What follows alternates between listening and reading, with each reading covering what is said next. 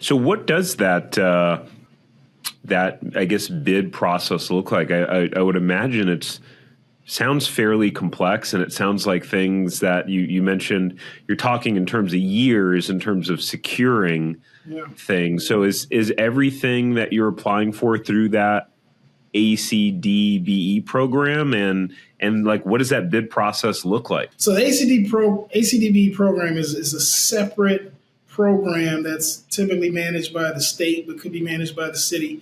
And that is a certification that you get that makes one more attractive in bidding for this stuff. So that's just a certification. It's an application. You fill out the application. I'm oversimplifying. It's a lot of documentation because they want to verify you are who you are and you can do what you say you can do. In my case, is operate restaurants, but you can log on either.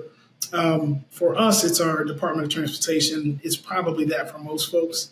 But you can log on to your local kind of DBE certifying agency and just go through the process of filling out an application. There are consultants for that too. So the bid process, it looks like the airport saying, okay, we have 50 leases that are coming up for expiration, let's say at the end of the year.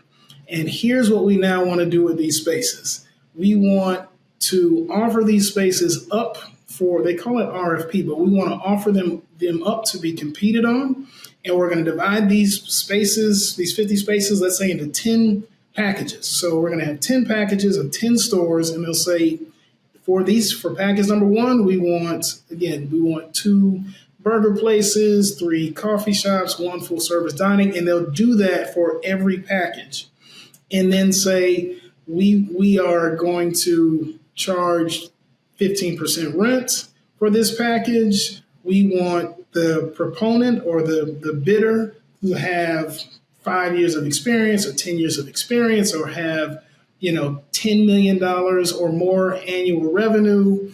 We want them to have this much in, secured capital or, bonding and insurance. I mean, they put these parameters around making sure that you have the resources to support this opportunity. So, Joe Schmo off the street can't go in and say, hey, I'm going to take over Atlanta.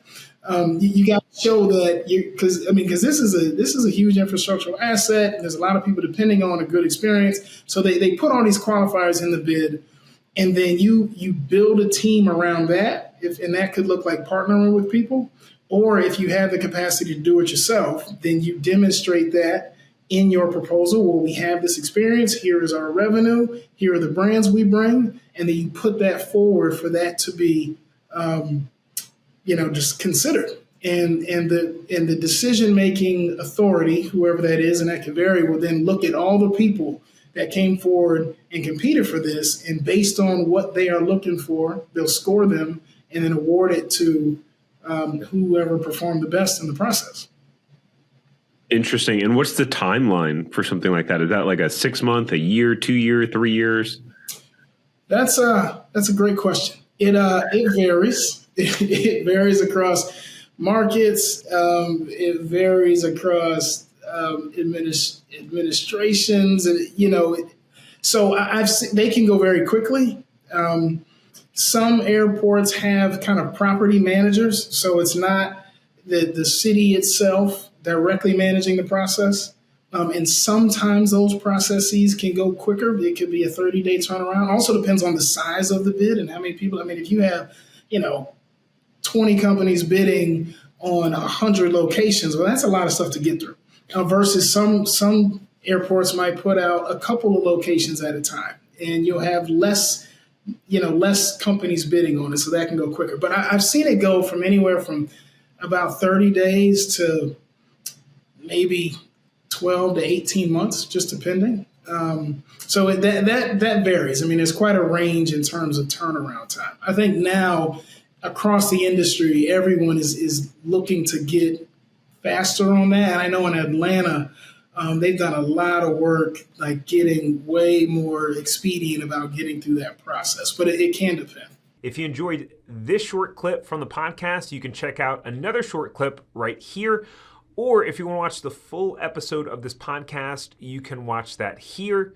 And remember, knowledge is not power. It's applied knowledge that's power. Take care. Have a great rest of your day.